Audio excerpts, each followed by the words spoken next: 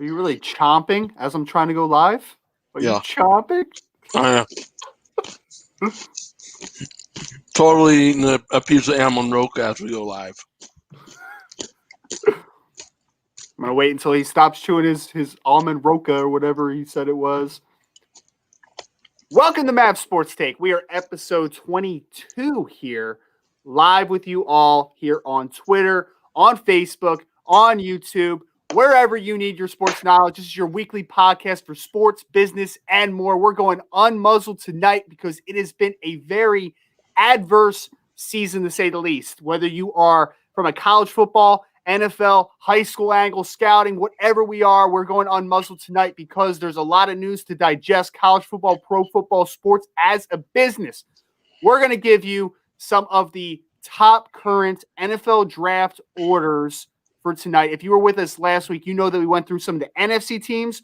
We're taking a look at the AFC side of things. We're taking a look at their quarterback situations. We're going to throw in some GM talk. We're going to throw in some head coaching talk. But before we do, I'm Ryan Roberts, of course, here with you, Mr. David Turner. David, we have a lot to get to tonight, so keep this one brief. How are you, my friend? I'm doing well and ready to rock. Let's get it on. There's a ton of information, a ton of fun stuff to talk about tonight. The first wide receiver to win the Heisman, we have to start this, since 1991, Desmond Howard, former Super Bowl MVP Desmond Howard with the Green Bay Packers. And not only did he win, and I wasn't too shocked. I mean, but we should start on that.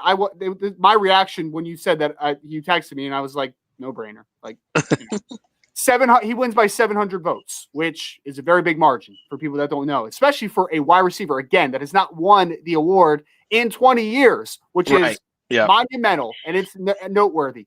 But I would say, this is my opinion, every week, and people know that I'm a little tentative with Devonta Smith if we're talking 2021 NFL draft because his frame, it's a bit of an outlier. I know we've gone a little back and forth. You don't think it's quite a big outlier as I do, but he is a guy that there's a little, I don't want to say troubling projection because he has continued to defy all odds, but he's not your clear cut. He doesn't look like a number one wide receiver, on the hoof. But every week I tune into Alabama Crimson Tide, David, because they're always on TV because they're a big market. And he has dominated every football game this year. We got to think on a guy like him as the smooth route runner that he is. Not, to me, I don't think he's an explosive speed guy like a Waddell or some, but he's more of a smooth route runner. You got to start. My comp to him really is Marvin Harrison. Like Marvin, and Marvin is was fast, and then as he got a little older and he became more like what Devontae is right now, which is a smooth route runner, smart kid, wiry frame. But, the guy just knew how to take hits so he didn't get hurt. He knew when to go out of bounds, when to go down. And his body control is really something. When you watch him catch the ball against Ohio State coming up in the national championship game, that is if they hire it because COVID's running, I guess, loose over at Ohio State right now. Right. You're going to see Devontae Smith's body control, soft hands, ability to track the ball, all that stuff, which, again, as scouts, we equate to bigger numbers. We value, when we start doing our value charts a little bit more. So he might not be a 4.3, 40 guy.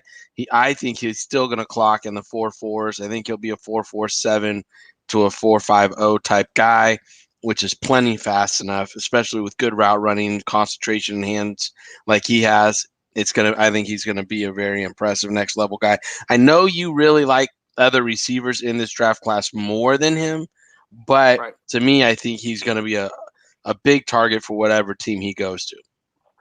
Well, I'm just a guy Jamar Chase. I feel like a lot of people love him about Jamar Chase because at 19 years old last year on the best team, one of the best teams in college football history, the LSU Tigers, on a team with Justin Jefferson, who might win Rookie of the Year. Maybe, probably not, because it's a quarterback-driven award.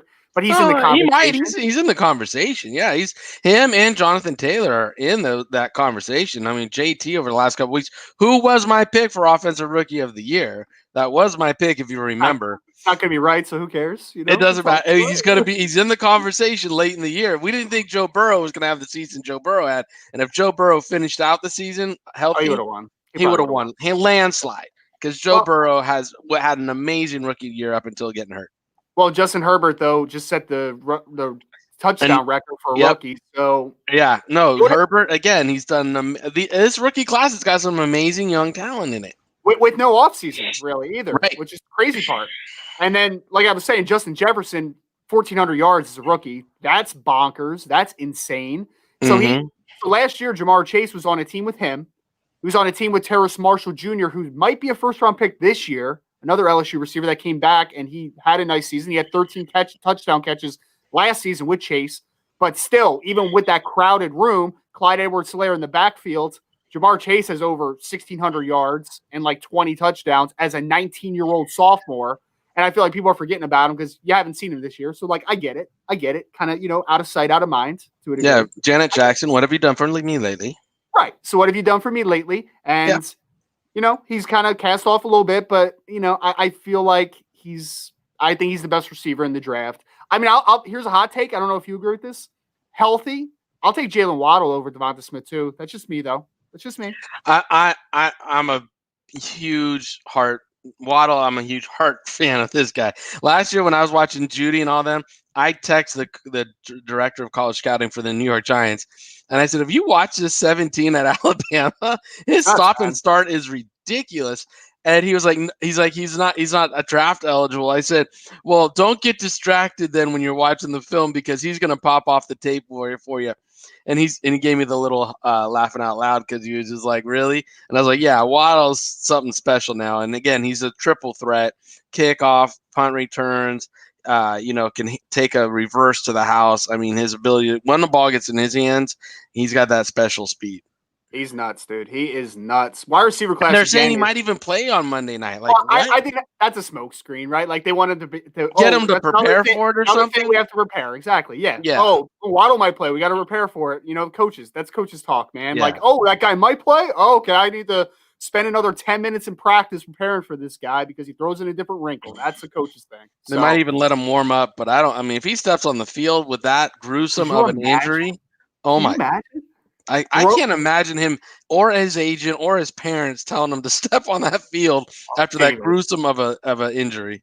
David, he doesn't have an agent yet. Okay, of course not. Yeah, of course not for the last 2 years. No, of course not. Like I said, we are live here, so we're going to get some comments in here. Appreciate Alec for you throwing in comments. Throw in some questions if you want as well. Alec Polito, good friend of the pod, said Mekhi Becton, Rookie of the Year. Maybe if we were Brian Baldinger, if the former offensive lineman in the room were making these votes, I'm down with you, man. But that's a quarterback award, let's be honest. And then we had a wide receiver that broke the rookie receiving record. So, hey, those are your guys. Those are your guys, in my opinion. We want to. Oh, actually, that's a great segue. Oh, what a great segue. I didn't even catch it. It was a great segue. Tomorrow, Wednesday night, 9 o'clock Eastern time.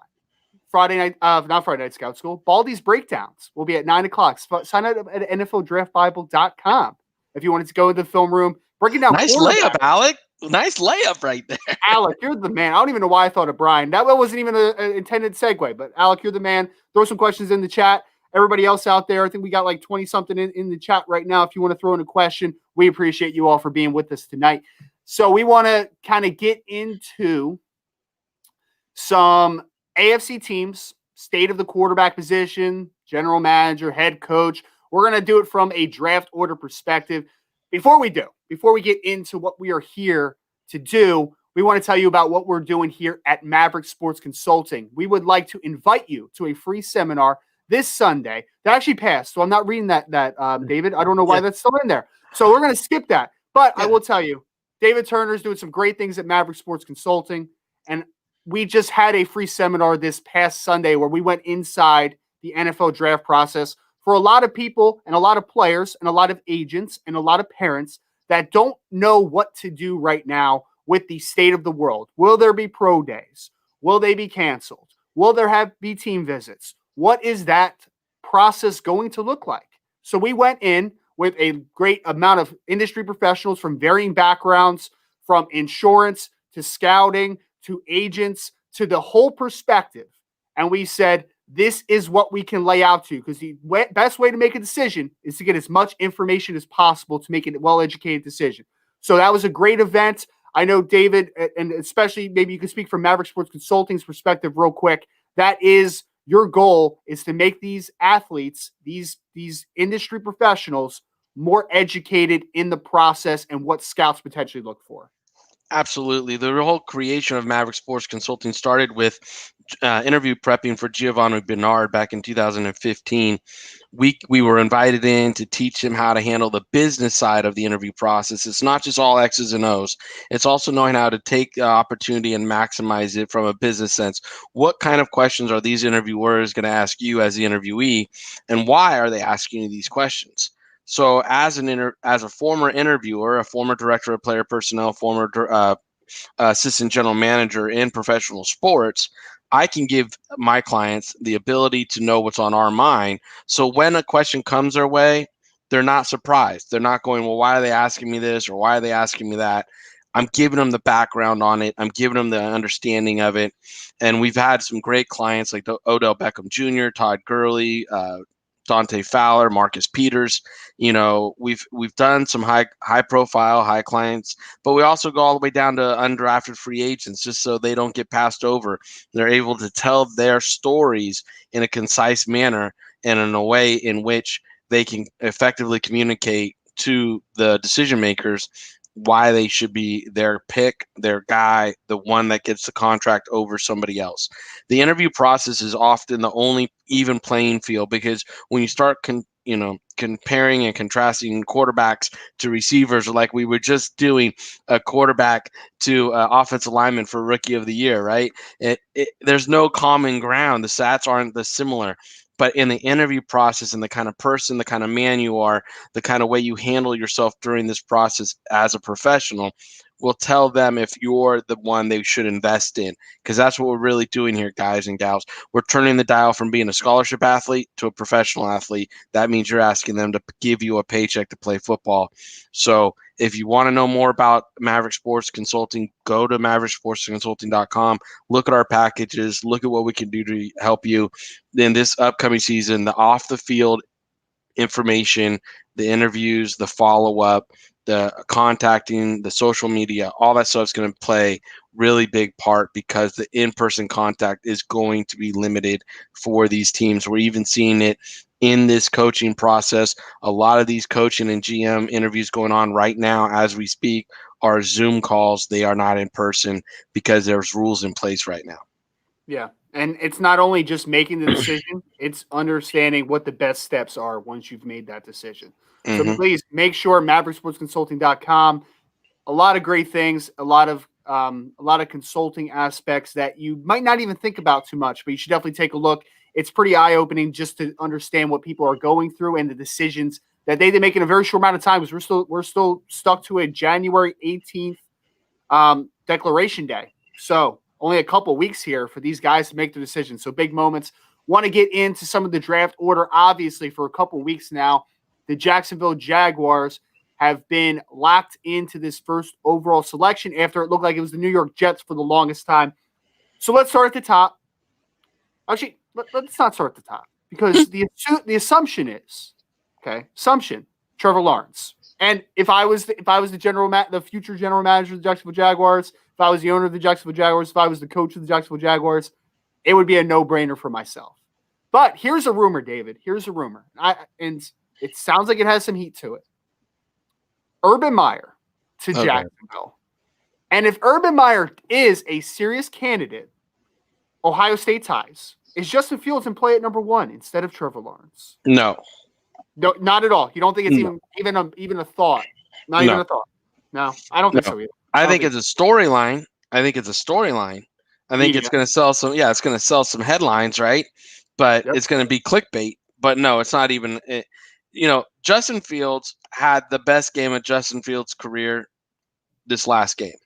All right, that was the best game he's ever had. So he answered a lot of questions about Justin Fields himself and the draft process.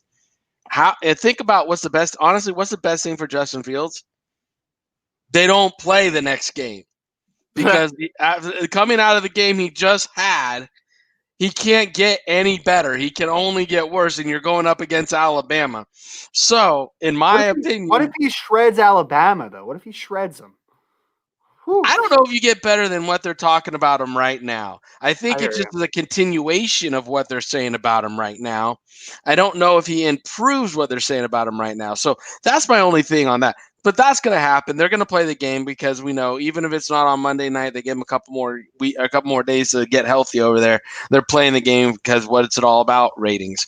But no, I think for the number one pick, whoever the future GM is, and head coaches. I think Trevor Lawrence, when they break down tape and they look into it, it's going to be a no-brainer, just kind of like last year. Barrow was a no-brainer. So I think this one is a lock, set, match type thing. Now, talking about their GM process and like you brought up, is Urban Meyer going to be the head coach? I don't necessarily know. I can't say I know one way or another. I'm tired of the Urban Meyer conversation. I'm not an Urban Meyer fan. You love Urban. I'm not an Urban Meyer fan at all. I'm not a guy. I think he cheats everywhere he goes. And in the NFL, he can't cheat to win. So I don't think he really wants an NFL job. I think he wants his name in lights. He's getting the names out there. He's setting up for a potential run at a big college job next year. And that's why all this talk is there. He wants to drive his price tag up. I'm hearing he wanted $12 million at Texas. Which is the most in the NFL, tie with Bill Belichick, if that was his price. Right. The highest And in the again, NFL. I heard that's why Texas decided not to go with him, was because they got Sark for $5.2 million, okay, a year, and they just got done paying the guy that they showed the door a $20 million check to leave. Tom Herman, yeah. Yeah. So therefore they were like, dude, we're not paying you $12 million a year when we got to pay $20 million to open this spot up. And now that Sark came in and took it for 5.2, with a $200,000, bump every year. So, it's a bargain almost for them. So and again, Urban's trying to play the Chargers onto Jacksonville to bump up the price. But the Chargers, I think that's a lock set match for the coach at Buffalo, the offensive coordinator at Buffalo. Brian Dable. Yeah. I think we haven't gotten there yet, but I think that's going to be a lock for them. Jumping ahead, man. You're jumping ahead. I'm sorry. But yeah, for Jacksonville, I think, I talked to a couple people in the process. I think they're doing their due diligence. I can't say Urban won't knock off enough to come down to the number they're going to settle at, which I think they're going to pay somebody around $6 million a year. But that's basically half of what he's asking for. But we'll see. I think the Jacksonville Jaguars would be better suited to hire a general manager, whether it's like a Trent Christianer, who we saw at the Texans today, or Ray Farmer, who I talked to a few days ago, that they put the slip in for. Maybe even an Ed Dodds or a Jerry Reese. Get that general manager in place. The thing there in Jacksonville they've been missing is a good culture. Find good culture men that can lead that team, good leaders, and start with a good general manager, and then get their input on coach, and start getting people that can be like you see up in Buffalo, Brandon Beane and the coach up there work really well together. You see in San Francisco, John Lynch and Shanahan work well together. So it's like let's find coaches that work and GMs that work well together and go from there. You know what I wanted to know? I think that this comment was taken a little out of context yesterday. Khan, the owner from Jacksonville, said something to the effect of like, I'm going to have the final say, at least in the immediate future when the general manager's hired, blah, blah, blah. I feel like they took that a little out of context because, he should have some say. But does that worry you if he's a little kind of like, a little maybe too involved, quote unquote, as an owner? Does that, if you're a general manager candidate, does that worry you? Does that make you uneasy? Like, what's kind of the vibe there? You got to get a little definition of it because, again, you got to understand, this is a guy who hired David Caldwell, right, basically on the advice of Bill Polian, okay? Caldwell's there, and then he's not happy with what's going on, so he goes and gets Tom Coughlin to come on top of Caldwell. Now, that marriage didn't last long. So this is an owner who's got very fresh wounds and very fresh that he's still licking from all this culture issues, and then you got a head coach who hasn't won much games, and you got to imagine he's in there complaining about the culture, the GM and Tom Coughlin and all this stuff. And you got all these players trying to leave, like Jalen Ramsey and Fournette and stuff. So you got to walk into that meeting and be like, hey, I know you want to say on players, but how deep are you going? Are you thinking first round picks? Okay, owner should have a say on first round pick, especially this year, first overall pick. It's going to be a quarterback face of your franchise. You got to be comfortable with that because, if this guy works out to be the dude we think he can be, he's going to be here for a decade, and that's your brand, and that's what his business is, and he's putting him in the community. So I get that, but if you're like, I'm gonna name the 53-man roster, well, yeah, I'm gonna pump my brakes on how fast I'm chasing that job. Right. Because again, Jimmy Johnson, who's been trying to do that, hasn't won or Jerry Jones, who's been trying to do that, hasn't won a title since 1995 when he didn't do it, when Jimmy Johnson did it for him. And now he's taken over and they haven't. So again, it's like I heard somebody today, or no, Big Daddy said, you don't hire this, the pizza guy to pull your teeth, right? So, and I think it's the same thing here. It's like you hire experts to do their job. If you're hiring a general manager, hiring a head coach, hire the expert to do the job. And this is why I think Jacksonville should take their time, because I really do think the owner's got a lot of fresh wounds from the melee of coach and GMs and all the stuff that's been going on in that building for the last 8 years. Let him lick those wounds, take some time, relax, and find the right culture builders through the building. Yeah, and I really like Big Daddy when he was saying that too, because I'm the biggest believer in departmentalize, trust one another, and let people do their jobs. Like that is my biggest thing, man. Like the minute that you take on too many jobs, not only do you get burnt out because it's a lot of pressure, let's be honest, but can you really do each of those jobs well if you're just your attention's split, man? Like find your niche, find your scope, find your calling, and stick to it. That's just kind of my thing. Shout out to like well, I'm saying you're not going to hire even Bill Belichick to run your hedge fund.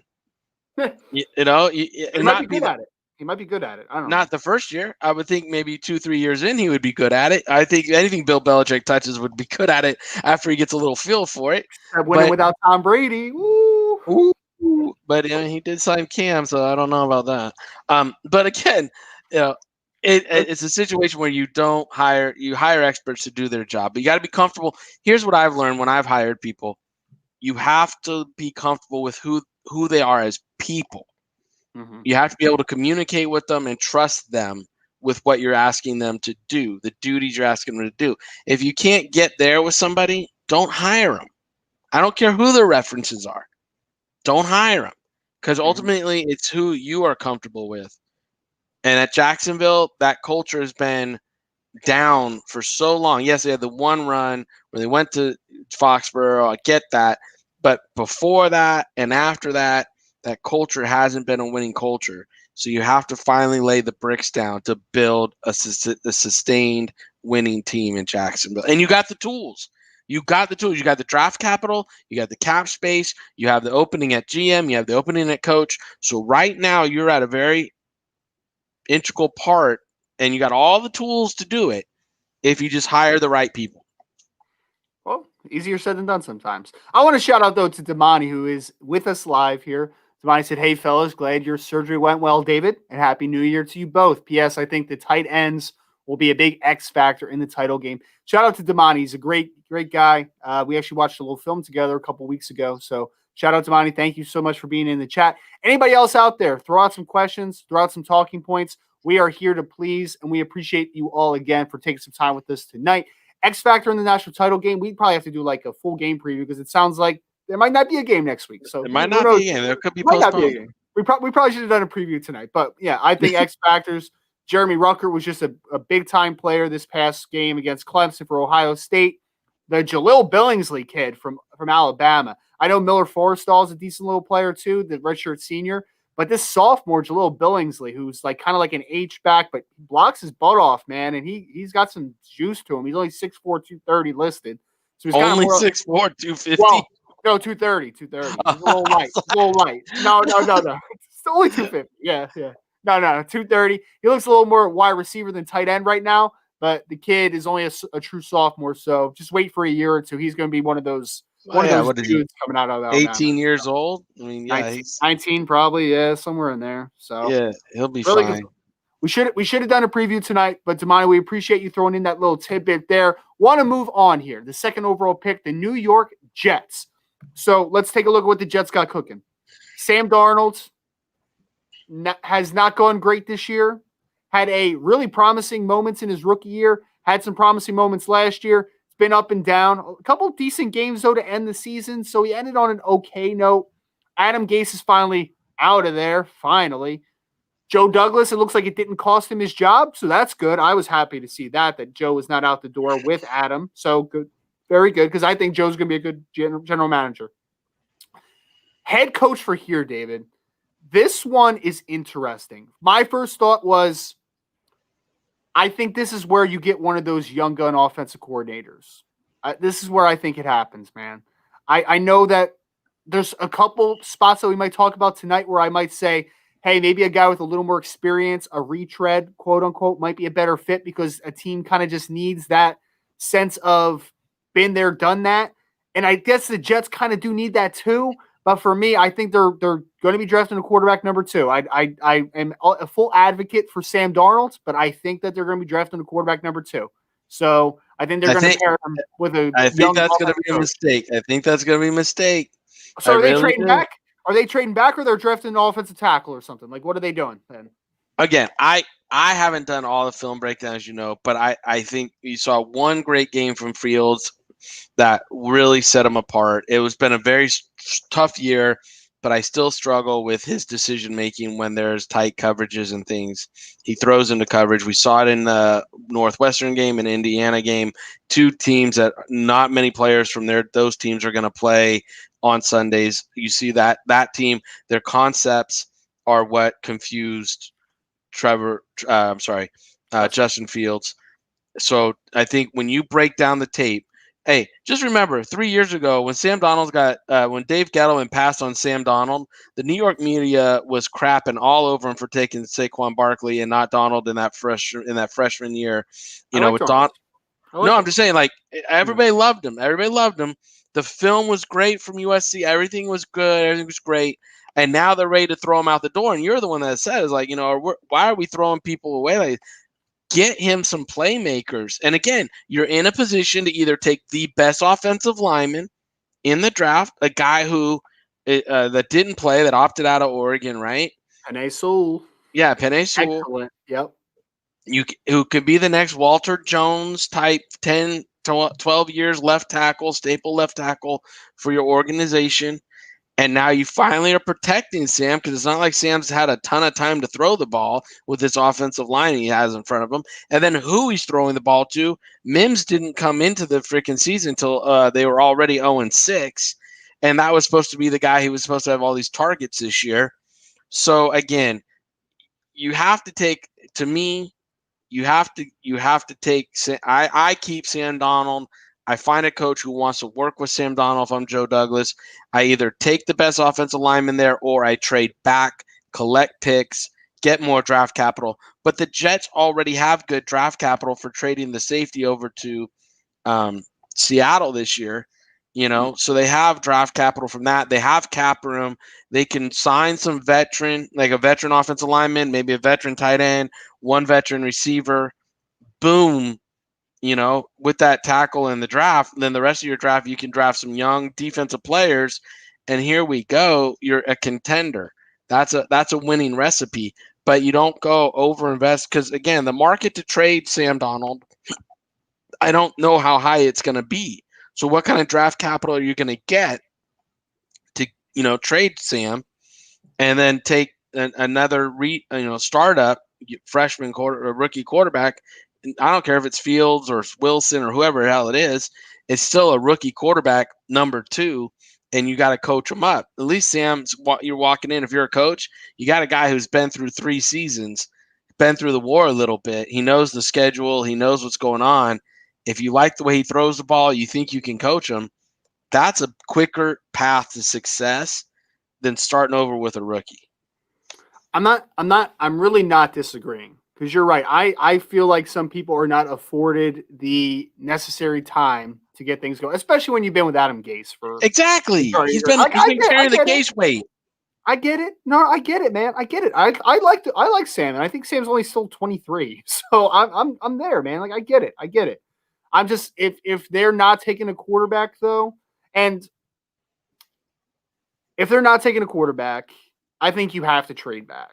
Because I like Penei Sewell a ton, but when I look at this Jets roster, that thing is depleted of talent, especially defensively. You need to get as much draft capital as possible, even though they have a bunch. They still need more, man. They need more. Because outside of Mekhi Becton, maybe Sam Darnold if you turn him around, and Quinnen Williams defensively, besides for those guys, and maybe Mims at wide receiver, maybe, that's a big question mark. What does that team have to build around? There is not much there. No, so, and a cupboard is not full, but Joe Douglas just got there after the 2019 draft. People got to understand, like, the 19 draft? No, 18 20. draft. 18. What? When? He got there after the 2018 draft, Joe. Last year, the 19 draft was his first real draft there. That was what he did, right? 2020 draft. Yeah. Sorry, you're right. He got there after the 2019 draft. 2020 draft was his draft. So he's only had one draft in the seat. We all on our draft show love what he did there. Absolutely. We thought it was great. So hey, I just said out of the 4 cornerstone pieces I just said potentially 2 of them from Brooklyn's last draft. So hey, good job. Yeah, exactly. So and now he's got draft capital, like you said, they got a ton. He's got room on the cap. So let's see what he does in a free agency where there's going to be some good free agents hitting the market. And again, make the decision to build around Sam. Find a coach that will, even if it's your guy from Carolina that you love, your Brady guy that you like, this young guy. Yeah, even if it's him, bring him up and because I could see Sam Darnold working in that Brady system well.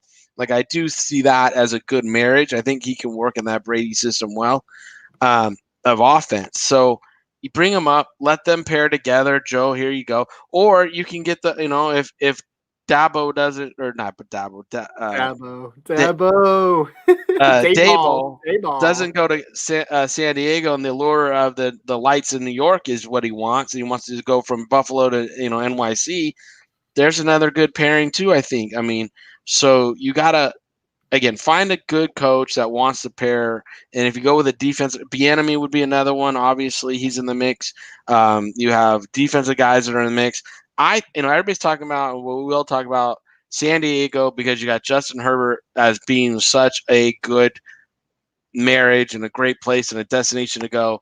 I think with Sam Darnold, that makes the Jets job and the draft capital and the overall cap capital they have, that makes that a good job because it's not as hard to turn that place around as some of these other ones we're going to talk about.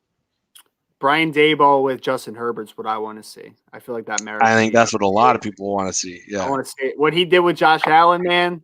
Justin Herbert's got a lot of there's Josh Allen highlights, like the size, the arm strength, the athleticism, the mobility. Yep, it's there. I would love to see that one. We might talk about that one later a little bit more. But we're moving on to the Miami Dolphins, who are picking 3rd overall via the Houston Texans, actually. So we're not going to talk about Houston tonight. What a train wreck that organization is right now.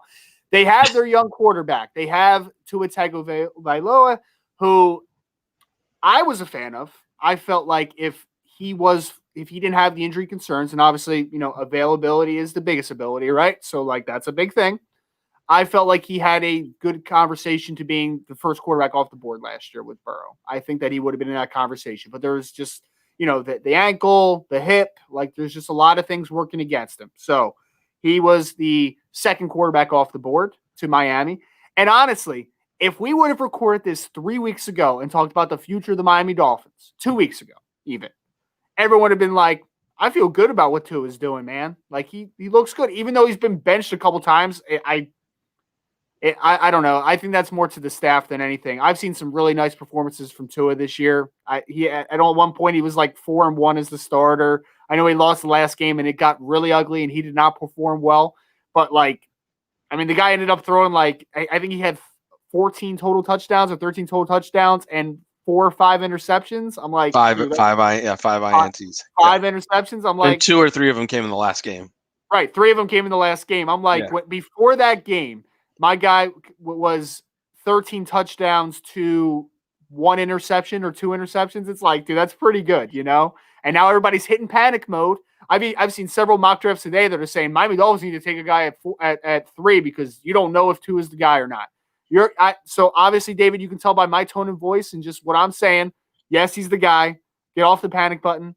I think that people are jumping off the ledge for no reason here.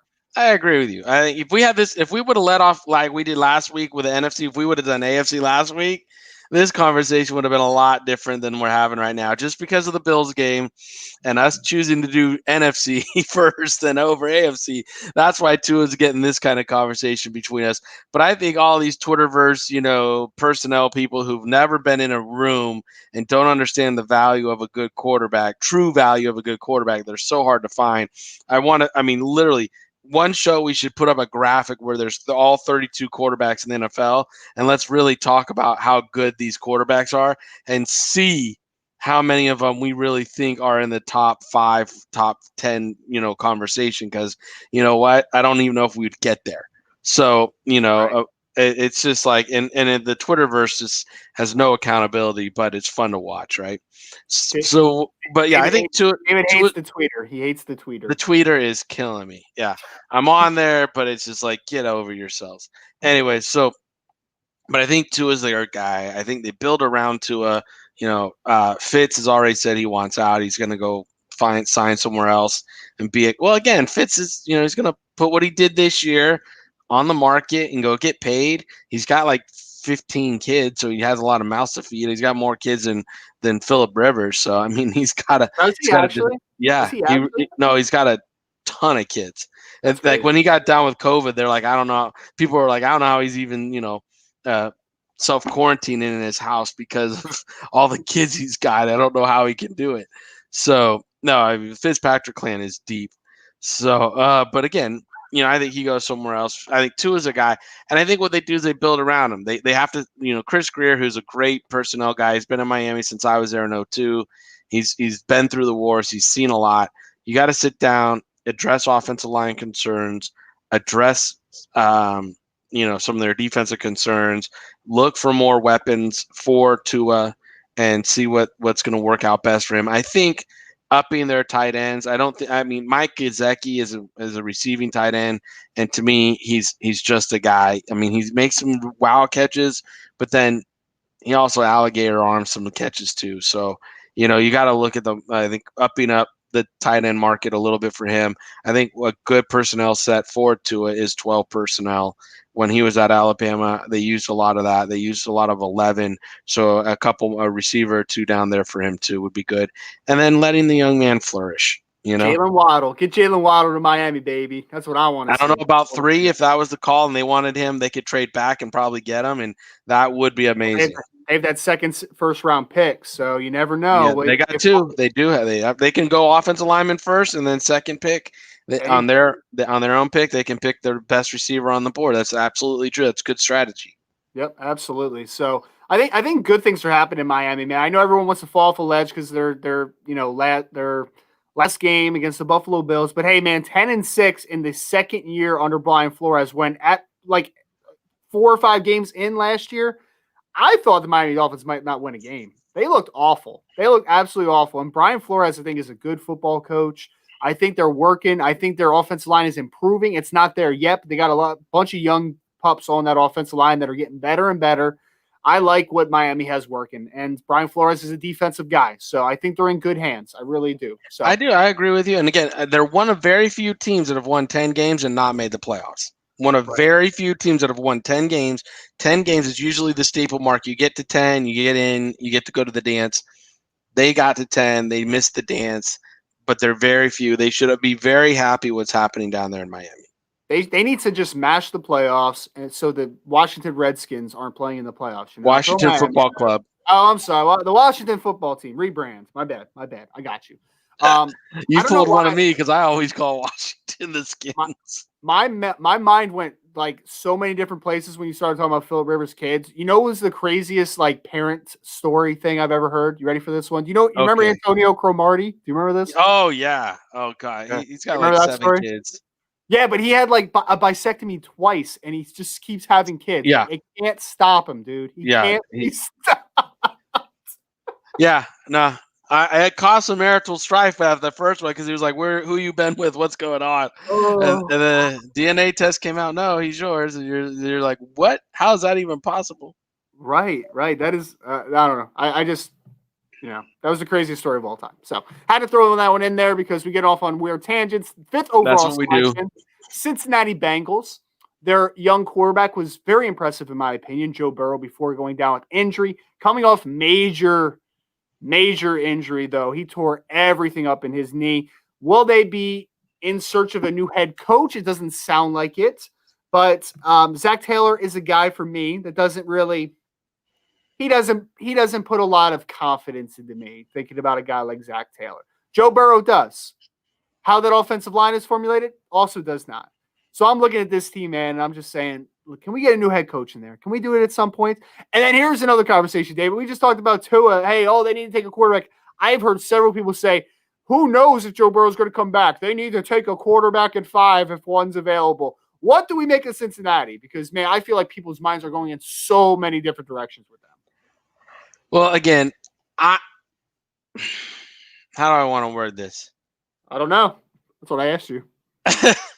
I am not enjoying what I'm seeing out of this young head coach here in Cincinnati.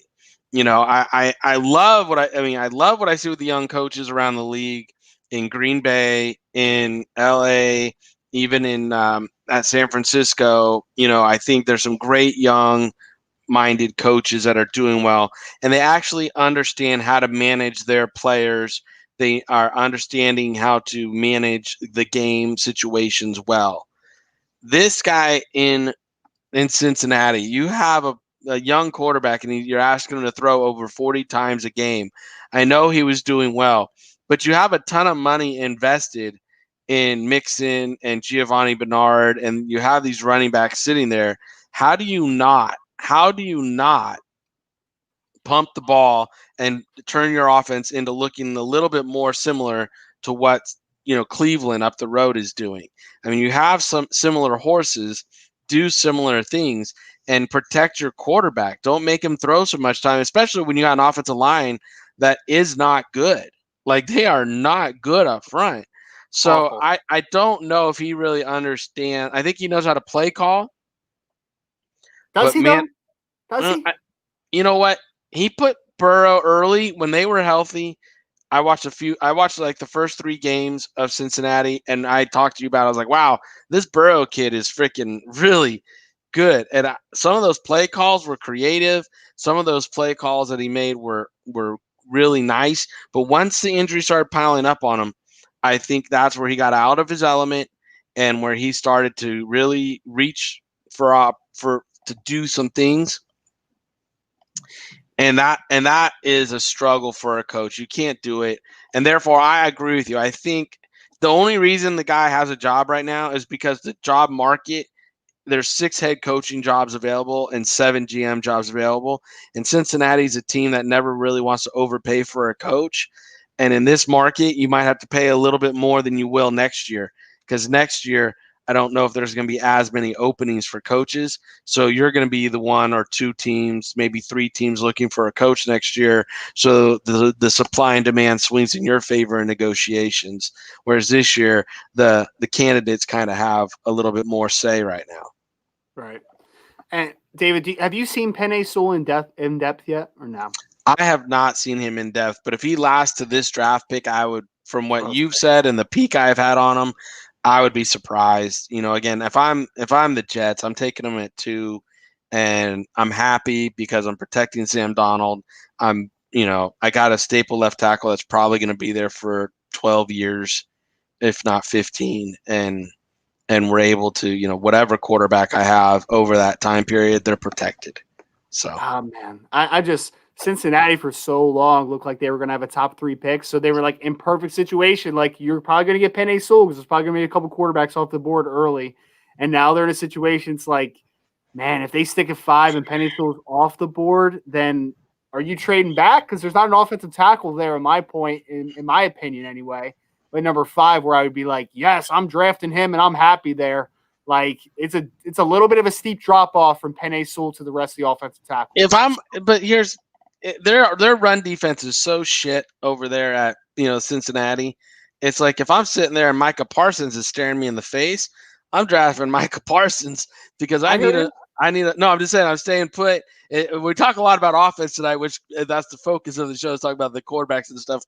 But if I'm sitting there at the 5 spot and Micah Parsons has survived and gotten to number 5, and I'm like, well, I can't fix my offense, but I could do a really big thing for my defense right here, or if there's a pass rusher that would be a difference maker, I would look to maybe address that because they need more than just offensive help in Cincinnati. They need a lot of help.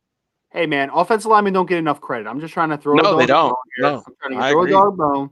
I don't want to talk about wide receivers too much, man. I'm talking Penei Sewell, baby. I think that should be our first when we go into the film room and we start doing that stuff. That's a little tease for you all. Me and David might be doing some film rooms together in the future. We might have to put Penei Sewell on first, David. I think we might do it. We could do the top 5 offensive linemen. I'm down. Like top 5 tackles. Let's do it. Yeah, man. Yeah, man.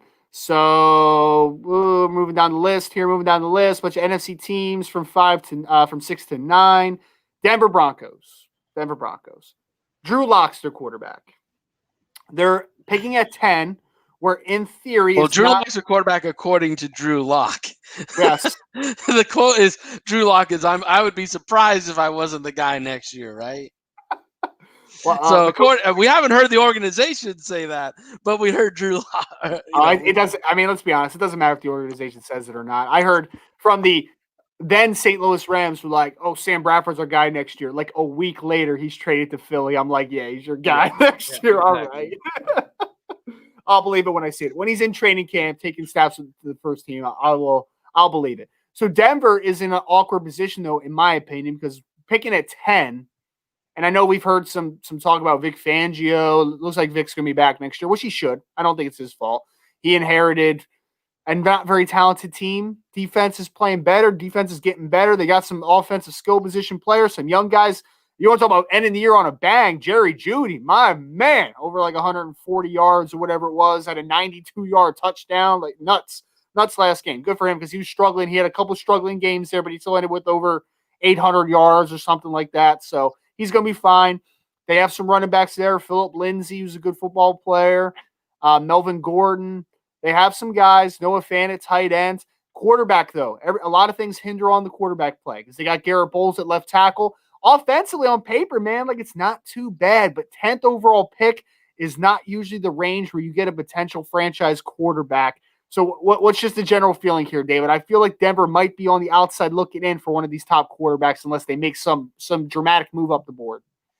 Well, if I'm them, I don't know if I'm shopping for a quarterback. I really don't. I think that Drew Lock? You like Drew Lock. I've seen some potential out of the kid, and again at 10. Yeah, you would either have to trade up and give up, to me, in my opinion, too much to come up and get one of these guys that have question marks. Again, when we talked about it last week, I think Lawrence is the only guy that, to me, looks like a complete quarterback. I think Fields, I question his ability to read zone coverages and schemes. I think Wilson is a guy who, again, is missing some stuff. Trask, and your guy from North Dakota State are guys that have, I think they fit schemes. They're not all together, going to be scheme friendly across the board. So, it's not like you're trading up to get a Dan Marino or a John Elway or even, an Eli Manning or a Peyton Manning or Phillip Rivers. You'd be trading up with some question marks on these guys. So therefore at 10, I don't know if you trade the draft capital to go get somebody with a question mark, or you stay with the guy you have, build some more team around him, which I would do, fix some of the, plug some of the other holes. And then draft Carson Strong next year. Yeah, I'm with you. Well, that means because according to you, Carson Strong's the QB1 for next year. So that means that means Fangio will be looking for a job next year. Hey, and if that happens, it happens, man. If it happens, it happens. But it's it's interesting that's going to be interesting what they do there, because you got Fangio, who knows Champ Kelly from his days at the Bears, and Champ knows Elway from being at Denver, and everybody in the building in Denver. I talked to a lot of people yesterday. They love Champ Kelly. They hope it's him coming back and being the GM. A lot of friends still in that building, and knowing the head coach, I think really elevates him to being the key person to maybe come back and be the general manager there for the Denver Broncos. So that will be interesting if they actually pull that. I know he's a lead horse, and often the first name heard about a job is not the one that gets it. But in this case, I hope it is true, because I don't know him well. I know him a little bit, and the little bit I have interacted with him, he seems to be a very genuine, great guy, look you in the eye, strong handshake type, give you his attention while he's talking to you, not off thinking about other stuff. So, for me, I really take the character of the interactions I've had with him and appreciated it. And the people in the building, they're rooting for him. So I think that would interject a good situation in a building that's not been that good. So. And I know Jesse's not in the chat right now, but he messaged me on Twitter in a group chat that we're in, and he told me to get the backwards hat out. So if you're with us live right now, brand new Mav Sports hat. If you want to take a look at that, shout out to David Turner, of course, for sending a little bit of a Christmas present my way that came in the mail earlier. So very nice new ensemble. I also have a football downstairs that I forgot to bring up, but that'll probably be behind me next week. So if you're watching us live, you know what I'm talking about. If you're listening to it on a podcast, you're like, what is this dude saying right now? So thank you. Well, if you're listening to the podcast, tune in live next week. Right. If you want to know what is going on in our worlds, on our heads, on our backgrounds, come live with us, 8:30 Eastern time, every Tuesday night on the NFL Draft Bible page. Sometimes it's on my page at Rise and Draft, but either way, we got you covered, baby. We're also on YouTube at the NFL. I almost said NFL Total Access, like we're on NFL Network. Not yet. We're not there yet. We're growing. We're growing. We have a big announcement in the works that I've been teasing for like 6 weeks. It'll be here eventually, though. I promise that you'll be like, whoa, okay, that was worth the wait. But moving on now. Going to the 12th overall selection, Los Angeles Chargers. We talked about their quarterback already, Justin Herbert, set a franchise record. Not even a franchise record for a rookie. He set a rookie record in general. 31 touchdowns, I think he ended with, 30, whatever it was. He had a phenomenal rookie year after taking over after the first, I think he took over in the second game or third game. No, I think it was the first game. Was it? Was that when they punctured Tyrod Taylor's lung? That was the first one? Yeah. Okay. That was crazy, by the way. We never talked about that too much, but man, what in the world? That whole situation. Crazy situation. It was nuts. It was absolutely nuts. I have never heard of anything like that in my life. But Justin Herbert, either way, ended up having a great season. He was a first-round pick last year, top 10 pick. He is firmly entrenched as the franchise quarterback going forward. But now we know that Anthony Lynn is out as head coach of the Los Angeles Chargers. Had a couple nice moments early, but if you've watched the Chargers, especially this season, man, they have some weird time management issues. They lose some football games in some terrible ways, and usually when you're losing down the stretch a bunch, that means that some bad coaching decisions have happened. But they won the last 4 games. They won their last 4 games. Oh, David. Man, some of those games, David, I'm telling you, man, some of them were a little rough to watch from coaching perspective. So whatever. Either way, Anthony Lynn's out. Who's coming in here, David? Who's going to save the day with Justin Herbert? I already said it. Brian Daboll. Make it happen, baby. Make it happen. Well, like I said, he's the lead dog. Him and Telesco actually went to high school together. Did they? And they went to high school together. Where a lot of people don't know this. They went to high school together. Where are they from? Where are they from? I don't know the high school. I just know the story.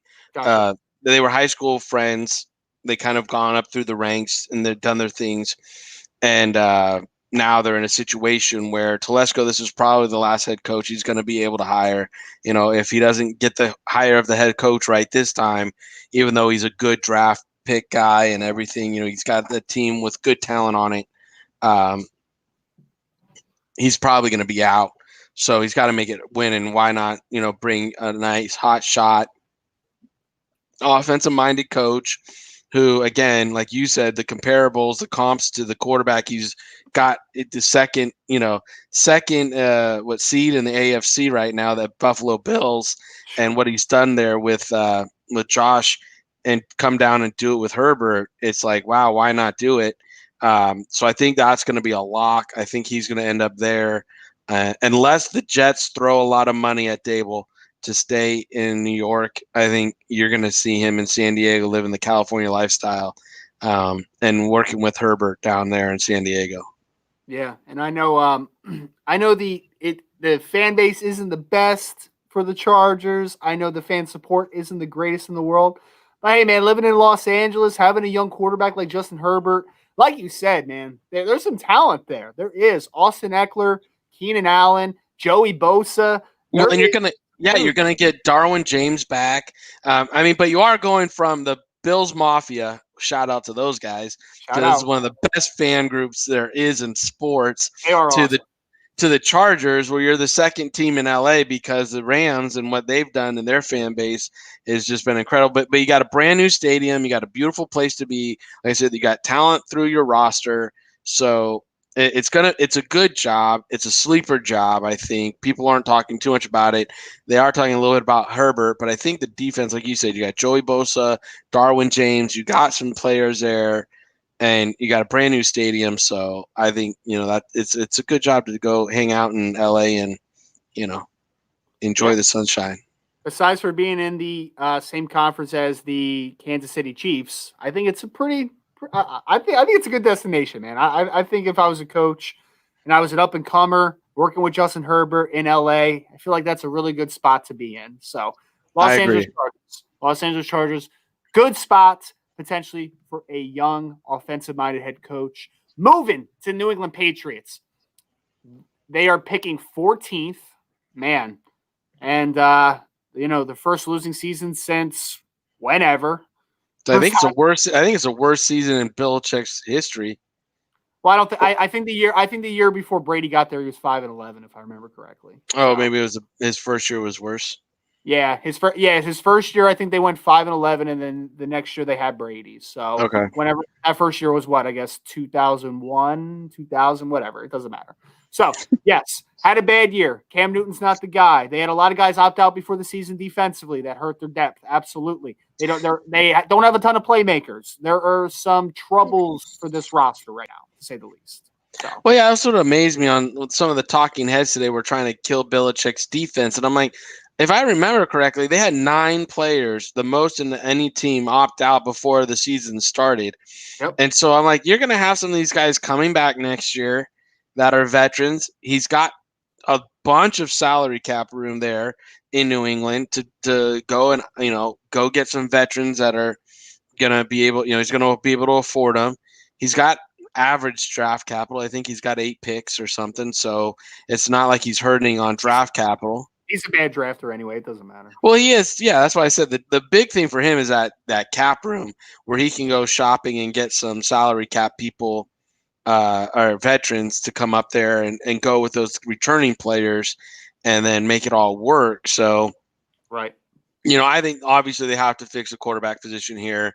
And like we talked about last week when we were talking NFC team, you have some NFL teams or NFC teams that have quarterbacks, a Matt Ryan, a Drew Stafford, a Matthew Stafford, I'm sorry.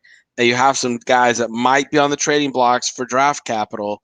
And if you can go get one of them and put them on the New England, Patriots, that fixes his quarterback position right away. And that's something I can see him doing because he does have defensive starters coming back off of that, off their foregoing this season. Right. So, I think he might play high stakes roulette and go get one of these veteran quarterbacks. Fitzmagic might wind up there. Who knows? Oh, stop. He's been with every other AFC East team. So that's what I'm saying. Why wouldn't he? He's been with every other one. Might not Fitzmagic might go there. You never know. Man, I would love to see Matt Stafford in New England. I'm not a New England hater like most people, and I really like Matt Stafford. I feel so bad that his career has just been mired in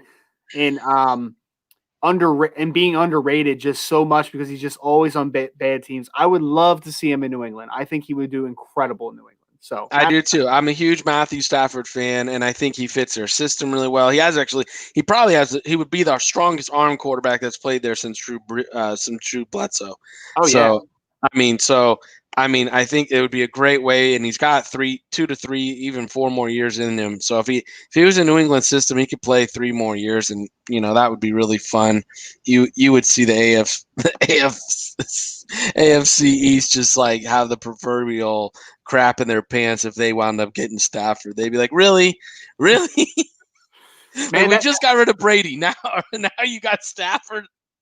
You want to talk about adverse and completely different? The AFC East then comparative to the NFC East, like that would be the most crazy adverse ever because you have Miami Dolphins who are a 10-win team and only getting better. Buffalo Bills look like one of the classes of the AFC, maybe outside of the Kansas City Chiefs. And then New England will probably win 10 games because, hey, they have a competent quarterback again.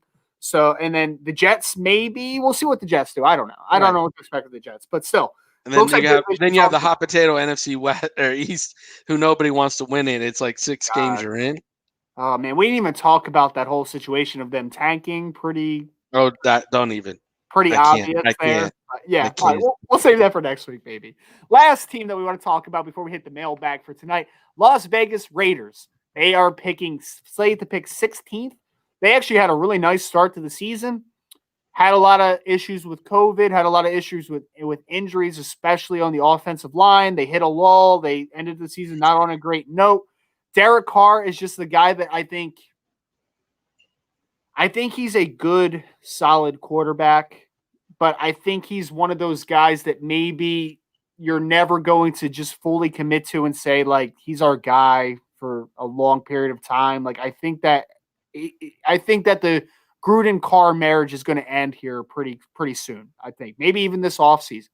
So the question is, what do they do with this in this slot? Because they're picking 16th, which is another position that's not great for a quarterback. Are they in potential for a Matt Stafford also? Are they going to cherry pick another a Ryan Fitzpatrick or somebody like a stopgap type of option? What does the Oakland Raiders? What does the Las Vegas Raiders do here, David? Don't be surprised if the marriage that ends this offseason is the Mayock. That's what everyone's saying. Yeah. The Mayock and Gruden marriage. That might end this offseason.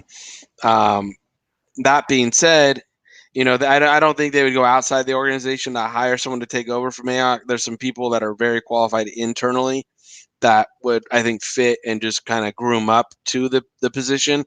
And I don't know if they would even call it a GM position or a vice president of player personnel type, where they just run everything on that side of the building. So, that's the marriage I think is more likely to end this offseason than the Carr one, because they're drafting so late. And back there, you are looking at maybe a Mac Jones or a Kyle Trask only being left on the board. I think the other guys, the other top 3 will be off by 16. So, I don't know, top 3 or even 4 might be off by 16. So I don't know who's left back there.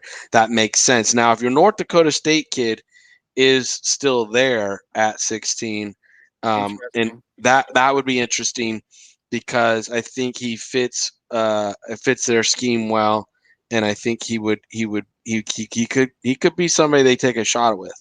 And he's the only guy too talking about the top 4 potentially, right? We're talking about Trevor Lawrence from Clemson, Justin Fields from Ohio State. We're talking about Zach Wilson from BYU. We're talking about Trey Lance from North Dakota State. I know you're spitting, but I'm just laying the 4 guys out there that are widely considered the top 4.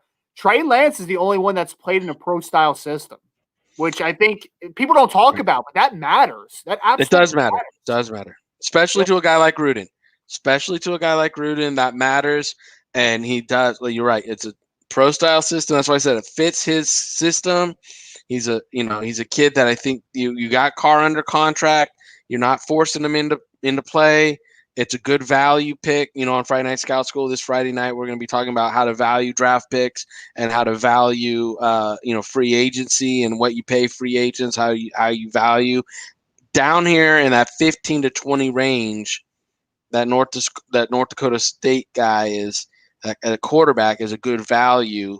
You pick him there, especially in a situation with like the Raiders. You don't have to start him right away. He can sit a year behind Carr. Then they can divorce Carr next year. They have a guy already in their system, schooled up for a year, and you're moving forward. You already got a running back of the future on your staff. You got a good young receiving core coming up. So you got some. Their tight end is great. Yeah, Waller, excellent. yeah. As long as he stays sober, he's great. So it's a situation.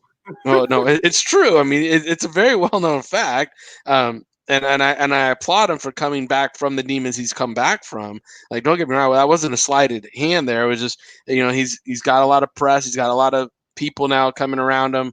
You're living in Vegas. Let's just keep the straight and narrow, kid, because you're obviously an impressive talent when you're sober. So let's just keep it going. That was what that was. That was more of that a boy than anything.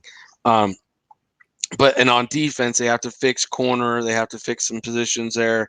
But yeah, you get that, and that's what I'm saying. Like they're in a position where they can take the quarterback there, and sit him for a year, not press him. So they're in a good position to make something happen at that position right there. Not being forced into action is good for that kid too.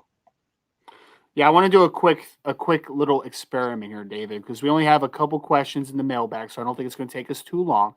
So I'm looking at these top 16 teams. I'm going to roll through them real quick. I'm just going to say a team and guts. Will they draft a quarterback? Okay. I'm just for my general knowledge here. Ready? So I'm going to roll through these. First one, obviously, Jacksonville Jaguars. Yes. New York Jets. No. Miami Dolphins. No. Atlanta Falcons. No.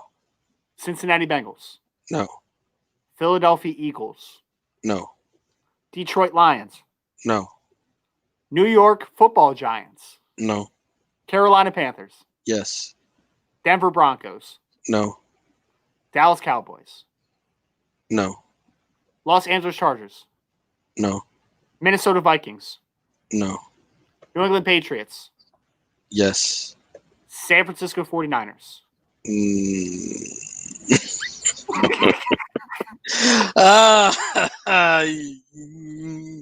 Yes. Las Vegas Raiders. Yes. So according to David Turner, there's going to be one. What was it? 2 quarterbacks in the top 10. We know that's not going to happen. Come on, David. I don't like the quarterback class, so there you go. All right. David Turner's biased. What else is new here? What else? What? I don't like the class. I don't think it's deep. I don't think it's a bunch of red pop the top, ready to go type kids. So I have a hard time putting them in the first round. I think those are when you have question marks on quarterbacks or anybody, you got to push them back toward the back end of the first round, going into the second round. Even Drew Brees, the big knock on Drew Brees was his height. Couldn't he do it? He was the first pick in the second round. That's the kind of thing. Like San Diego Chargers took LT number 1 with that pick they had. Next pick they took, Drew Brees. And they wound up having them in San Diego for a little while, but now Drew Brees has turned into Drew Brees and LT is LT, and they were both Hall of Fame style players. So they both are going to wear gold jackets, right? And so I don't think – I'm just saying value, and again, we'll get into this when we do Friday Night Scout School this week.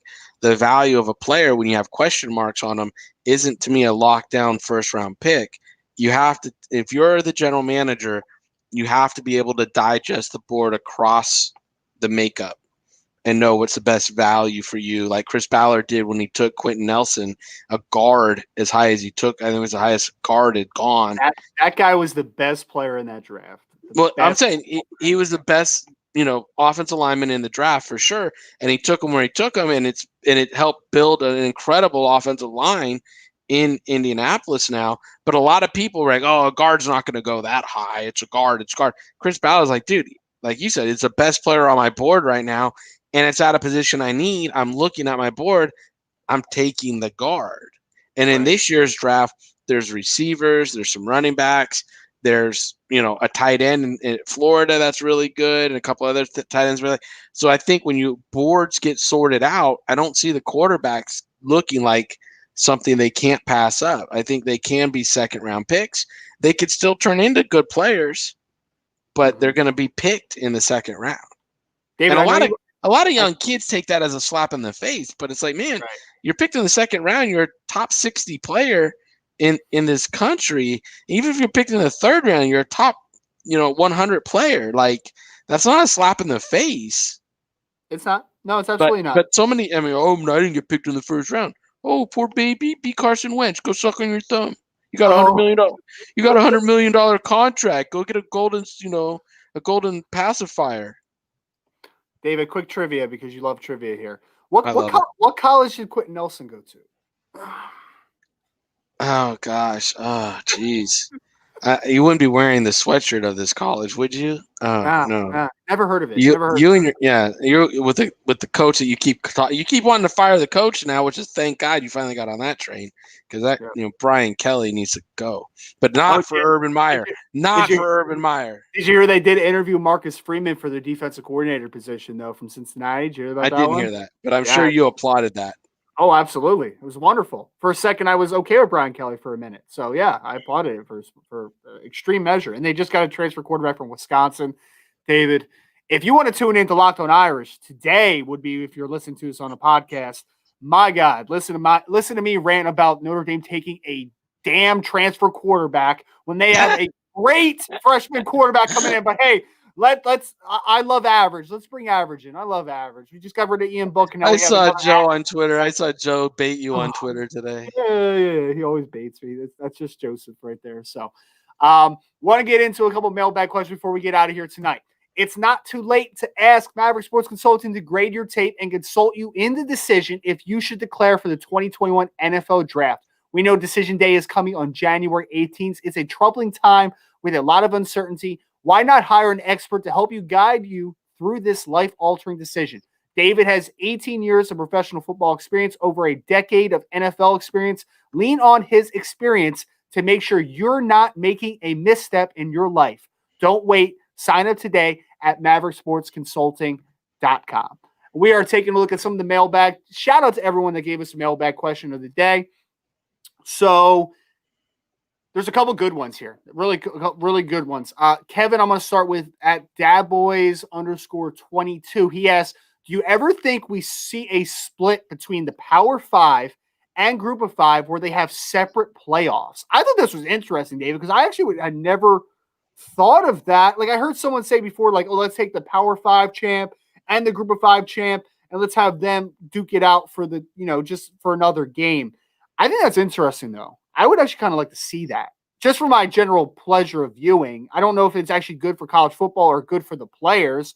I mean, obviously for the Group of 5 kids that think that they're underrated and not getting the matchups that maybe they deserve, like a Cincinnati or like somebody like that, Coastal Carolinas, like those teams that pop up every year.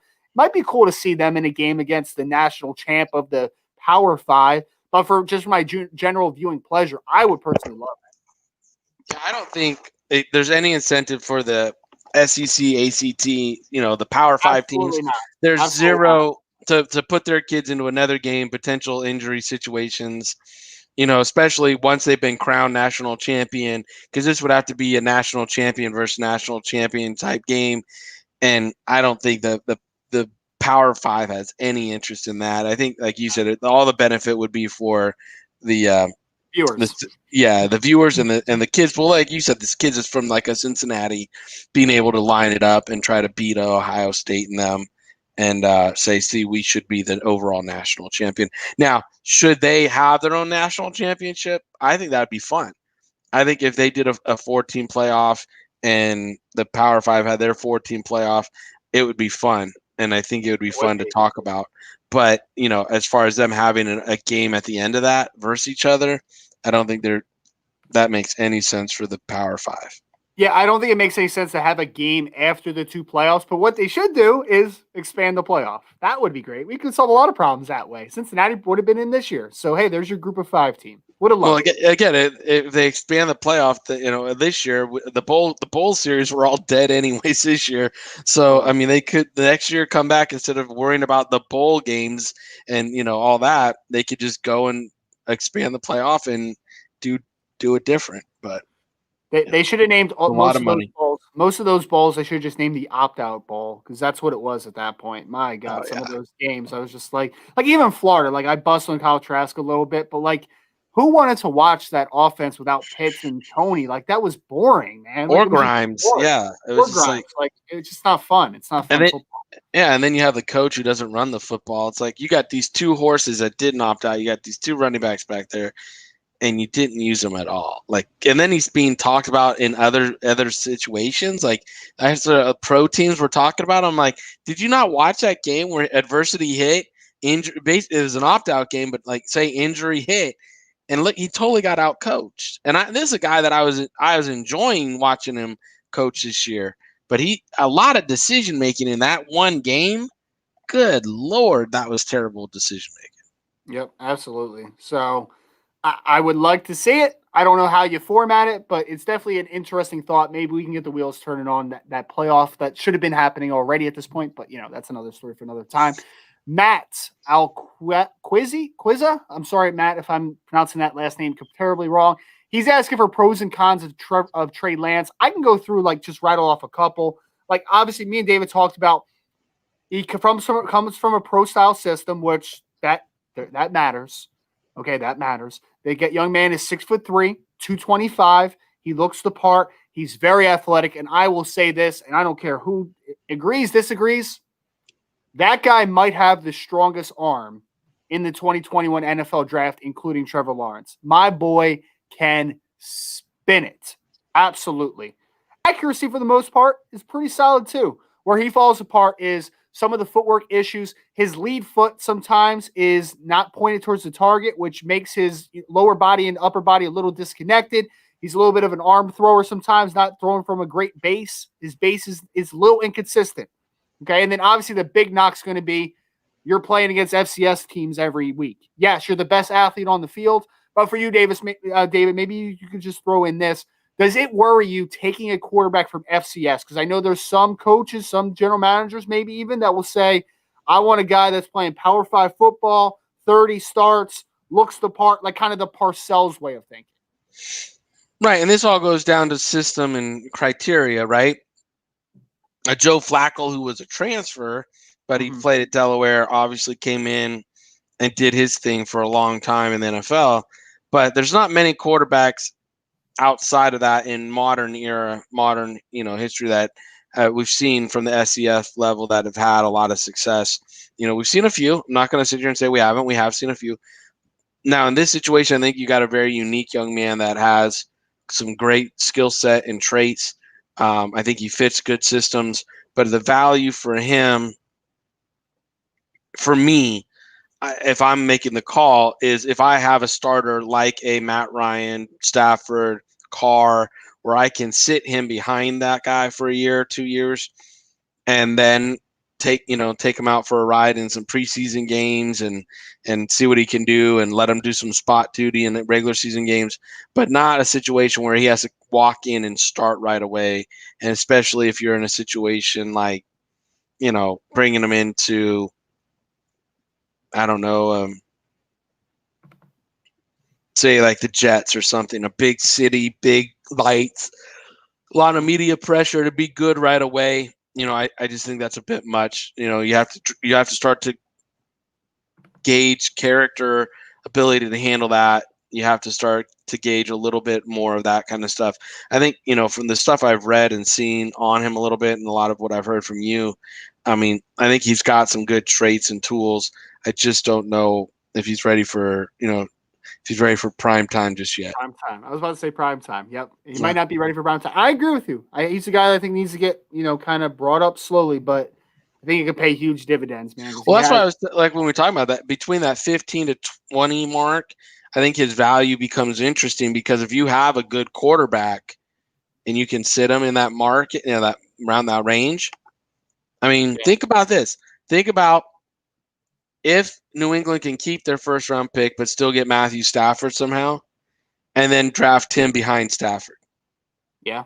No, I hear you. Then you got two guys sitting there that, now you have your, the next quarterback of the future behind Stafford.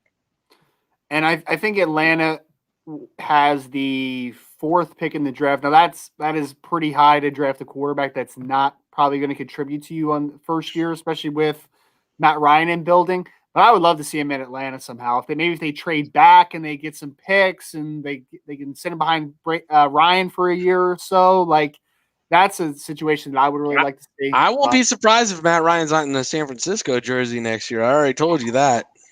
Hey man, you get maybe a first round pick and something else, and one of those picks is Trey Lance. Like, I'm all right. I'm all right with it. We'll see what happens though. We'll see what happens. There's a lot of things to be decided with the Atlanta Falcons. So that's kind of a to be determined. I want to run through a couple questions very quickly here because we have one that I want to get to for the both of us. Vinny Calderon at Senso NFL asks, need your top 5 linebackers for 2021. Vinny, I don't have my list in front of me. Guys, off the top of my head, Micah Parsons is number 1. Number 2 for me is Nick Bolton. I love Nick Bolton from Missouri. I really do. I think he is Devin Bush reincarnated. I think he's going to run a lot faster than people think, though. I don't think he's going to run 4.43 or 4.44 like Devin Bush did, but I think he's going to be a 4.5, 4.55 type of guy. Like, I think he's pretty fast. So, have him at number 2. Zaven Collins from Tulsa is another guy that I really enjoy a lot. Dylan Moses would probably be somewhere in maybe at 5 just because he worries me a little bit from Alabama. He's just a little bit of a slow processor, but he's definitely a nice athletic guy. Jeremiah Owusu-Koramoah would be in that top 5 if we're labeling him as a linebacker. I am, because I think that he, no matter what you want to phrase him at from Notre Dame, he is a dynamic second-level defender who's got that safety linebacker hybrid type of role. But whether you're going to play him as a undersized Sam in the vein of a Shaq Thompson or as a weak side linebacker, I think he brings a lot of things to the table. So, big fan of him. Craig Forstall asks if there are any players that are going to be at the College Gridiron Showcase. One guy, Craig, that I just wanted to highlight real quick is I really think that he's a little undervalued, and it's because he didn't have a season this year, and he's actually a Division II kid, Zach Davidson, the tight end out at Central Missouri. So this kid's got a crazy story, David. He's listed at 6'7", 245 pounds, tight end, averaged over 20 yards a catch last year, had almost 900 yards, had like 15 touchdowns or something. Also, a 3-time all-conference punter for the team. So, very odd little background there. But Zach Davidson, he's not going to be an inline guy, especially early on. He's got that kind of slighter frame because he's a tall, angular kid. But man, he's got some juice. I'm telling you, he's got some juice. I think he's got a shot as a movement piece. I think he's going to be a guy that might be drafted late day 3 and just develop and see what you have because he's not ready physically to compete, especially on the line of scrimmage with some of those more powerful defensive linemen and some linebackers to the second level. But my guy's got movement skills, and he's got that 6'6", 6'7" frame that NFL teams are going to love at the tight end position. So that's one guy at the College Gridiron Showcase that I know is already opted into that. So take a look at Zach Davidson, tight end from Central Missouri. Last question of the night before we get out of here. I know we just had a question pop in, David, that said, which NFL team, not currently with a top 5 pick, do you think is most likely to trade into the top 5 for the new franchise quarterback? So we've been talking about quarterbacks a lot today. So I'm looking at my list right now.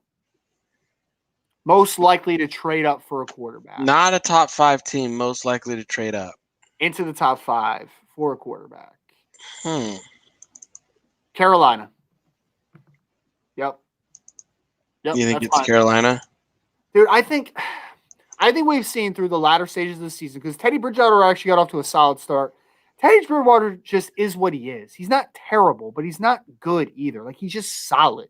He's just okay, which is fine. But is Teddy Bridgewater ever going to really make you not try to upgrade the quarterback position? Like, I don't think he's that guy. And their offensive line, could be upgraded at some spots. They have a couple nice pieces, though. Taylor Moton, who I think is a free agent, but they're probably going to try to bring him back at all cases, at the best case here. They have some guys in Curtis Samuel and DJ Moore and Robbie Anderson and Christian McCaffrey. That offense is ready. They just spent all their draft capital last year also on defense, so we're going to see if that continues to develop. Looks like Jeremy Chin, Derek Brown are some nice pieces, though. So they might be in a position where they're like, we have all the offensive weapons ready to go here. Our defense is going to be improving because they're young and they started playing better at the latter stages of the year. Obviously, we're going to continue to upgrade the defense, though, in general, especially at the cornerback position. But why aren't they a team that says, hey, man, let's go get our quarterback? Let's do it, because Teddy's not the long-term answer. And even if like say it's a Trey Lance, like we take a shot here and we trade up for a Trey Lance or a Justin Fields, whatever, a guy that maybe might need to sit for a little bit, you have Teddy under contract. So, and he's not costing you a ton. It's a team friendly deal. So you stick with Teddy for one more year while you groom your guy, and that for me is a destination that is pretty quarterback friendly, and I think a good destination for one. Yeah, I see what you're saying. Carolina coming up is going to cost them some, so I'm really going to be interested in who would they come up for. That would be my take, because I don't think they would trade up into the top 5 for a Zach Wilson. I think they get him outside of the top 5. So if they're trading up to get. He's going too. I hear he's going too, man. Yeah, you're here because you listen to the tweeter, but I don't listen to the tweeter. But if they trade up, they would have to be trading up to get Fields, which again, Fields would have to slice Alabama left and right in order for, I think, that to happen. For somebody to put that kind of value on not taking him, I mean, if you're there and you take him, that's one thing. But trading up to get him, Peter King was talking about maybe a team trading up to second pick to get him if the Jets are going to stay with Sam Darnold. I was listening to Peter King. He's like, you're probably going to have to trade up 2 1s and maybe a 3 or something to come up and get him. And if Carolina is trying to go up to get him, I don't see them trading that much draft capital to get a Zach Wilson. Okay. Now, to get a Justin Fields, that would have to be the call. If they like Fields enough in that system and think he's the nitrous to, with all those other players that you're talking about, if he's the nitrous, then that would be the pick if they see the value there. But I think you can get Wilson maybe at 6 or something in there versus going into the top 5 and paying that kind of price for him. It'd be fun for the Panthers as well. Could you imagine? Just picture this for a second. So you don't take a quarterback. You stick with Teddy for a year, whatever. All right. So we got Robbie Anderson. We got DJ Moore. We got Curtis Samuel. We got Christian McCaffrey. Mike Davis behind him at running back. Hey, you know what? Pick 9. Let's take Kyle Pitts. Throw him in at tight ends. Now exactly. Yeah. That'd be some fun. That would be some fun. I don't know if Pitts makes it tonight. He might not. He might not. Yeah. But I'm just saying, that's a value. Or I might come up and get Pitts because he's a special player. But again, now you're talking good value for a player and skill set and number one player, number one tight end off the board. Trading up to get him to add to that offense makes a little bit more sense in value for me. I'm very interested to see how Pitts tests because I know he's going to jump out of the gym. I want to see what he runs. I think he's going to run like high 4.4s, and everyone's going to be like, "Whoa." I don't know if he runs high 4.4s. I think he's a 4.5 guy. Low 4.5s? Can I get low 4.5s? 4.52? Low to mid, like 4.52, 4.55. Right. I can deal with that. I want to see somebody get close to that Vernon Davis, like 4.38 or whatever the hell he ran. Like that was nuts. Oh, man. That's not going to happen. That was one of the craziest combines I can remember, man. I was like younger too, and I'm like, he just ran what at 245 pounds? What did he just run? 4.38? Crazy. We finished under an hour and a half here tonight. So we want to thank you all so much. The questions were great. The interaction was great as always. Make sure you like, share, and follow us on Twitter, Instagram, LinkedIn, Facebook. I'm at Rise and Drift on Twitter. David is at Mav_sports. Make sure to check out MavSportsConsulting.com and make sure to check out NFL Draft Bible where we have everything that you need. NFL draft, college football, NFL, the world, the business, sports world in general. But obviously we have the NFL umbrella. So make sure to check out both those great sites. We appreciate you all so much for taking some time with us tonight. We are back at it this Friday night, 9:00 Eastern time for Friday Night Scout Score. We're talking trade value versus draft value. So check that out at NFLDraftBible.com. Make sure to sign up for that today. Again, appreciate all the questions, the interactions. As always, we'll be back next week, same time, same place. You all enjoy your week. We hope you had a great vacation. if you went somewhere over the holiday break. And we thank you all again so much for your time. David, say goodbye to the people before I end the broadcast. See y'all later. Take care.